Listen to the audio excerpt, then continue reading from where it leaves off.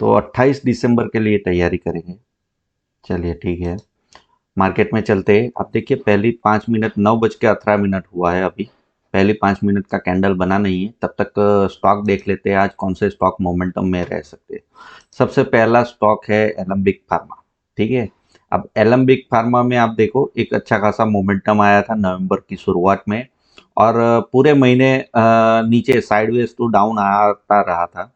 अब यहाँ पे एक पैटर्न फॉर्म कर रहा है, आपको क्लियर दिखेगा। मैं थोड़ा सा ड्रो डाउन भी कर लेता हूँ ताकि आपको समझा सकूँ। अब देखिए यहाँ पे साइडवेज तरह का है। अब ये एरिया को निकालता है, मतलब कल के दिन का हाई, आज के दिन का हाई, ये सब निकालता है तो इंट्राडे में मोमेंटम में रह सकता है। तो आपको 15 मिनट का चार्ट के ऊपर जाके दिखाता हूँ, आपको समझ में आ जाएगा।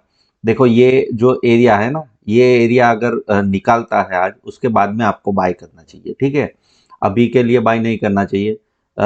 और उसके बाद में फिर जहाँ पे भी लो लगाएगा तभी आपको मोमेंटम में आएगा, और तभी आपको इसमें बाई का एंट्री करना है। तब तक बाई का एंट्री करना नहीं है। ठीक है, उसके बाद में सेल की ओर देखें तो पहला स्टॉक है भाई सेल की ओर, टेक महिंद्रा। ठीक है, अपने सपोर्ट एरिया के पास में है।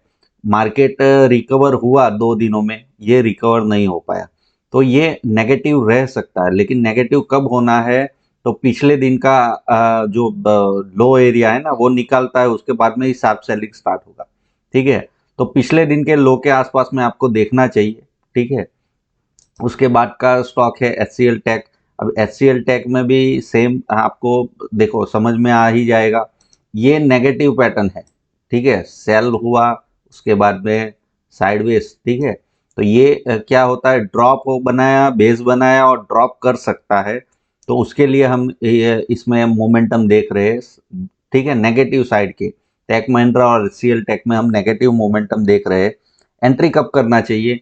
ठीक है, तो एंट्री के लिए सीधी सी बात है, पिछले 2-3 दिनों का जो भी लोवेस्ट लेवल होगा वो ब्रेक करता है। ठीक है, अब वो ब्रेक करने के लिए सीधी सी बात है, आज जो अभी 5 मिनट का उसने लो लगा दिया है पहली शुरुआत में ही, उसको क्रॉस करता है, मतलब 1027 के नीचे जाता है, तो फिर यहाँ कहीं जो भी हाई बना के आएगा वो आपको एसएल रखना पड़ेगा, और वहां से फिर आपको सेलिंग साइड मिलेगा। तो ये दो स्टॉक नेगेटिव रह सकते हैं।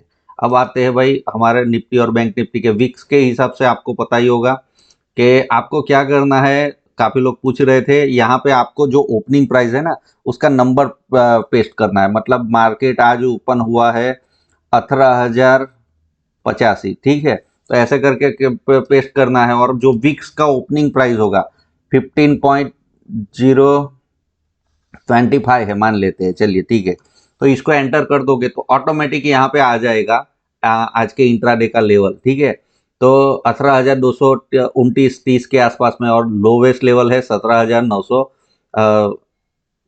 तो वहां पे आपको लगा देना है। अब देखो ये क्या है, ये ओपनिंग प्राइस है बीच का। ठीक है, अब हम लोग कैसे ट्रेड करते हैं वो चीजें बता देता हूं आपको। चलिए मार्केट में चलते हैं। अब आपको पता ही होगा, डेली चार्ट के ऊपर आते हैं तो यहाँ पे रजिस्टेंस एरिया है, ये सपोर्ट एरिया है। मार्केट आज गैप डाउन खुला है।